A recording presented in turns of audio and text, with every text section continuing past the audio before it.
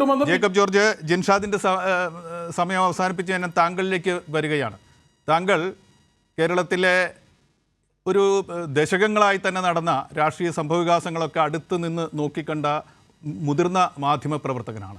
ലോക കേരള സഭ എന്നൊരു പുതിയ ഏർപ്പാട് ഈ സർക്കാരിൻ്റെ മുൻപേ ഉള്ള സർക്കാർ തുടങ്ങി വച്ചിരിക്കുന്നു.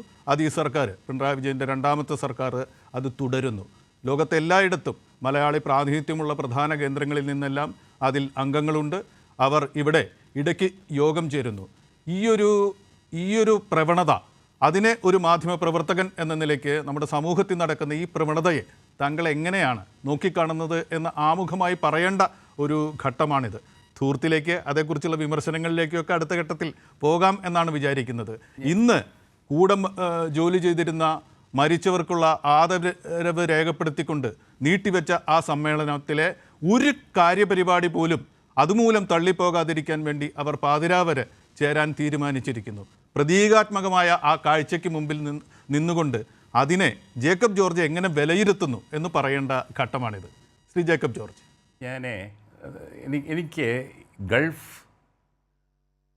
വിദേശത്ത് ജോലിക്ക് പോകുന്ന മലയാളികൾ, ആ മലയാളി സമൂഹം, അതേക്കുറിച്ച് തികച്ചും വിഭിന്നമായ എൻ്റേതായ ഒരു വലിയ കാഴ്ചപ്പാടുണ്ട്. കാരണം ഞാൻ വരുന്നത് പത്തനംതിട്ട ജില്ലയിൽ കോഴഞ്ചേരിക്കടുത്ത് പുല്ലാട് എന്ന സ്ഥലത്ത് നിന്നാണ്.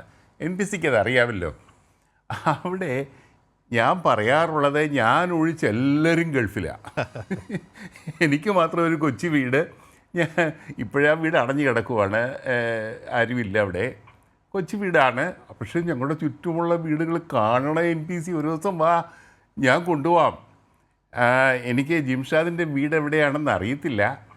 അവിടെ തിരുവല്ല, കോഴഞ്ചേരി ബെൽറ്റ്, പത്തനംതിട്ട, മാവേലിക്കര തുടങ്ങിയ ചുറ്റുപാട് പ്രദേശങ്ങൾ, അവിടെയൊക്കെ ഉണ്ടല്ലോ സമൃദ്ധി.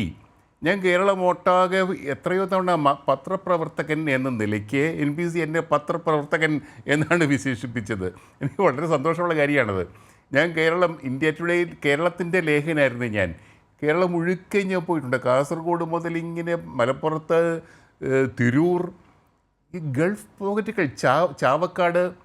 കേരളത്തിൻ്റെ സമൃദ്ധി എന്താണ്, പച്ചപ്പ് എന്താണ്, എത്ര കണ്ട് വർണ്ണിച്ചാലും തീരുകയില്ല. കേരളം ഈ സമൃദ്ധിയിലേക്ക് ഉയർന്നതിൻ്റെ പ്രധാന കാരണം ഗൾഫിൽ പോയ നമ്മുടെ മലയാളികളാണ്. അവരുടെ ഒരു കാലത്ത് നമ്മൾ പെട്രോൾ ഡോളർ എന്നൊക്കെ നമ്മുടെ ബാങ്കുകൾ ഉപയോഗിക്കുന്ന ഒരു പ്രയോഗം ഉണ്ടായിരുന്നു. ഞാൻ പറയട്ടെ, ഇവിടെ ഈ ദുബായ് കേരളത്തിൻ്റെ തലസ്ഥാനമാണെന്നൊരിക്കൽ ഒരാൾ പറഞ്ഞു. ആരെന്നറിയോ? നമ്മുടെ മുസ്ലിം ലീഗ് നേതാവ് അബ്ദുൾ വഹാബ്. ഞങ്ങൾ എറണാകുളത്ത് മെറിഡിയൻ ഹോട്ടലിലോ മറ്റോ ഇരിക്കുമ്പോൾ ഒരു ചർച്ചയ്ക്കിടയ്ക്ക് അദ്ദേഹം, ഒരു കൊച്ചു സദസ്സിലിരുന്ന്, ഭയങ്കര രസമാണ് വഹാബ്ക്കാരുടെ വർത്തമാനം കേൾക്കാൻ. നല്ല തമാശ, ആ മലബാറിൻ്റെ ഭാഷ, അത് സുന്ദരമായ വാക്കുകളിങ്ങനെ വരും. തമാശ തന്നെ തമാശ. ദുബായ് കേരളത്തിൻ്റെ തലസ്ഥാനമല്ലേ എന്നാണ്. മുസ്ലിം ലീഗിൻ്റെ പ്രധാനപ്പെട്ട സംഘടന KMCC വിദേശ മലയാളികളുടെ സംഘടനയാണ്. നമ്മൾ ഗൾഫിലൊക്കെ ഞാൻ ഒത്തിരി തവണ പോയിട്ടുണ്ട്. എൻ്റെ നാട്ടുകാരൊക്കെയും കൂട്ടുകാരും ബന്ധുക്കളും ഒക്കെ ഗൾഫിലായതുകൊണ്ട് ഞാൻ ഇടയ്ക്കിടയ്ക്ക് പോയിട്ടുണ്ട്. അപ്പോൾ ഒരു തവണ KMCC ബഹ്റിനിലാണെന്ന് തോന്നുന്നു, എന്നെ പ്രസംഗിക്കാൻ വിളിച്ചു. NSകാരും വിളിച്ചിട്ടുണ്ട് കേട്ടോ, NBC. അതാണ് രസം. അപ്പോഴേ അതാണതിൻ്റെ നോക്കണം. അല്ല, അവർക്ക് വേണ്ടി ഒരുപക്ഷെ ഇന്ത്യയിലെങ്ങും ഇല്ലാത്ത തരത്തിലുള്ള ഒരു വേദി തുറന്നിരിക്കുന്നു. അത് നിയമസഭയിൽ തന്നെ പ്രതീകാത്മകമായിട്ട് നടക്കുന്നു. അത് ആരംഭിച്ച ആ പ്രവണതയെ കുറിച്ച് താങ്കളൊന്ന് പറയണം. ഒരുപക്ഷെ ഈ പ്രവാസികൾക്ക് വേണ്ടത് രാജ്യം തിരിച്ചു കൊടുക്കുന്നുണ്ടോ, അവർക്കുള്ള യാത്ര കൂലി പോലും കൂടുതലല്ലേ എന്ന് മുഖ്യമന്ത്രി ചോദിക്കുന്നുണ്ട്. ചോദ്യങ്ങളുടെ ചോദ്യമായി അവിടെ മുഴങ്ങിയത് അതാണ് എന്ന് എനിക്ക് തോന്നുന്നു. അങ്ങനെ ഒരു കാലത്താണ് കേരളം തന്നാലാവുന്നത് ചെയ്യാൻ വേണ്ടി ഇങ്ങനെ ഒരു കാര്യം ചെയ്തിരിക്കുന്നു. ആ പ്രവണതയെ, വിമർശനങ്ങൾ ഉണ്ടാവാം, ആ പ്രവണതയെക്കുറിച്ചുള്ള താങ്കളുടെ ഒരു അഭിപ്രായം. അതെ, ഒരു കാര്യം കൂടിയുണ്ട്. മുസ്ലിം ലീഗ് ഇത്തവണ രാജ്യസഭയിലേക്ക് അയച്ചിരിക്കുന്നത് ഹാരിസ് ബീരാനെയാണ്. അദ്ദേഹം സുപ്രീം കോടതിയിലെ പ്രമുഖ അഭിഭാഷകനാണ്. അതേസമയം KMCCയുടെ ഡൽഹി ചാപ്റ്ററിൻ്റെ പ്രസിഡൻറ്റും കൂടിയാണ്. KMCCക്ക് മുസ്ലിം ലീഗ്, ഇന്ത്യൻ യൂണിയൻ മുസ്ലിം ലീഗ് ഭരണപക്ഷത്തെ ഒരു പ്രധാനപ്പെട്ട ഘടകകക്ഷിയായ IUML കൊടുക്കുന്ന പ്രാധാന്യം അത് ചൂണ്ടിക്കാണിക്കാൻ വേണ്ടിയാണ്. ആ ഒരു പ്രാധാന്യമാണ് ഗവൺമെൻറ് കഴിഞ്ഞ ഈ ലോക കേരള സഭയിലൂടെ കേരള ഗവൺമെൻറ് അതിനകത്ത് രാഷ്ട്രീയമുണ്ടാവാം, രാഷ്ട്രീയ താല്പര്യം. ഒരു ഗവൺമെൻറ്, ഒരു രാഷ്ട്രീയ നേതാവ്, ഒരു ഭരണാധികാരി ഒരു കാര്യം ചെയ്യുമ്പോൾ അതിനകത്ത് രാഷ്ട്രീയമുണ്ട്. എതിർക്കുന്ന പ്രതിപക്ഷത്തിനും രാഷ്ട്രീയമുണ്ട്, യാതൊരു സംശയവുമില്ല. അതുകൊണ്ട് ഞാൻ അതിലേക്ക് കടക്കുന്നില്ല. പക്ഷേ ഒരു നിഷ്പക്ഷനായ ഒരു നിരീക്ഷകൻ എന്ന നിലയ്ക്ക് ഞാൻ ഇതിനെല്ലാം അറ്റൻഡ് ചെയ്യും. ഇന്നും ഞാൻ പോയി ഒന്ന് കാണണം. ഞാൻ ജിംഷാദ് പറഞ്ഞതുകൊണ്ട് ഞാൻ പറയുകയാണ്, മഹാരാഷ്ട്ര KPCC അല്ല, മഹാരാഷ്ട്ര പ്രദേശ് കോൺഗ്രസ് കമ്മിറ്റി, അതിൻ്റെ സെക്രട്ടറി വന്നിട്ടുണ്ട് NPC പ്രതിനിധിയായിട്ട്. വളരെ സന്തോഷത്തോടുകൂടി ഞങ്ങൾ ഒന്നിച്ചിരുന്നു. ഉച്ചയ്ക്ക് ഞങ്ങൾ കണ്ടു, ഒത്തിരി നേരം വർത്തമാനം പറഞ്ഞു. അവിടുത്തെ കോൺഗ്രസ് പ്രവർത്തനം, കോൺഗ്രസിൻ്റെ ഭാവി, അതേക്കുറിച്ച് അദ്ദേഹം വാചാലനായിട്ട് സംസാരിക്കുകയാണ്. നല്ല ഒന്നാം തരം കോൺഗ്രസ്സുകാരൻ. പഠിക്കുന്ന കാലത്ത് കോളേജ് യൂണിയൻ്റെ KSU ചെയർമാനായിരുന്നു. നല്ല ചെറുപ്പം മുതലേ KSUവിൽ വളർന്ന ആൾ. അദ്ദേഹം കോൺഗ്രസിൻ്റെ മഹാരാഷ്ട്രയിലെ ഒരു പ്രധാനപ്പെട്ട നേതാവാണ്. ജോ തോമസ് അങ്ങനെയും കണ്ടും പേര്. ഇവിടുന്ന് കോൺഗ്രസ് ഉയർത്തുന്ന വിമർശനങ്ങൾ അദ്ദേഹം പങ്കിടുന്നുണ്ടോ? ഇല്ല. അങ്ങനെയുള്ള ഒരു കാഴ്ചപ്പാട് അദ്ദേഹത്തിന്റെ ലോക കേരള സഭയോടുണ്ടോ? ഇല്ല, ഞാനത് ചോദിച്ചില്ല. പക്ഷേ അദ്ദേഹം വളരെ സന്തോഷവാനായിട്ടാണ്, ആസ്വദിച്ചാണ് പങ്കെടുക്കുന്നത്. അദ്ദേഹത്തിൻ്റെ കൂടെ കുറേ സുഹൃത്തുക്കളുണ്ട്. മഹാരാഷ്ട്രയിൽ നിന്നും കുറേ പേര് വന്നിട്ടുണ്ട്. അവരെല്ലാം വളരെ സന്തോഷത്തോടു കൂടി പങ്കെടുക്കുന്നത് കണ്ടു.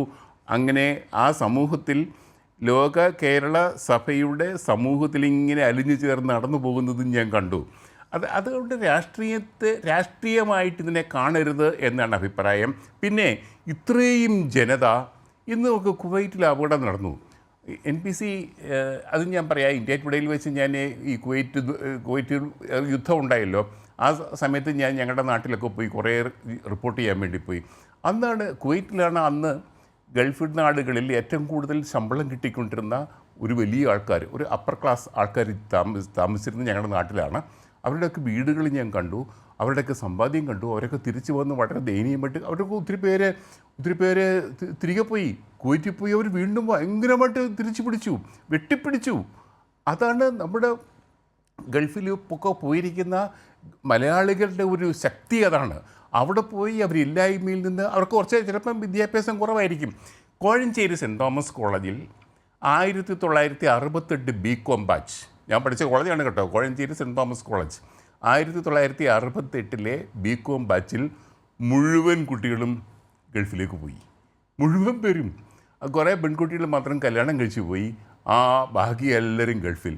അത് കഴിഞ്ഞ് ഇങ്ങോട്ട് വന്ന ബാച്ചുകൾ, കൊമേഴ്സ് തുടങ്ങിയതേ ഉള്ളൂ, BCom കഴിഞ്ഞ് ഇങ്ങോട്ട് വന്ന് 70, 71, 72 ആയപ്പോഴത്തേക്ക് പിള്ളേർ കൂടുതലും അങ്ങ് പോകും. അവിടെയൊക്കെ ഒരു വലിയ പോവും. ഒരു കാലത്ത് ജീവിത സൗകര്യങ്ങൾ തേടിയാണ് പോയിരുന്നതെങ്കിൽ നമ്മുടെ നാട്ടിലെ ആചാരങ്ങളിൽ നിന്നും ചില അന്ധവിശ്വാസങ്ങളിൽ നിന്നൊക്കെ രക്ഷപ്പെടാൻ വേണ്ടി കൂടിയാണ് പുതിയ തലമുറ പോകുന്നത്. കൂടുകയുള്ളൂ.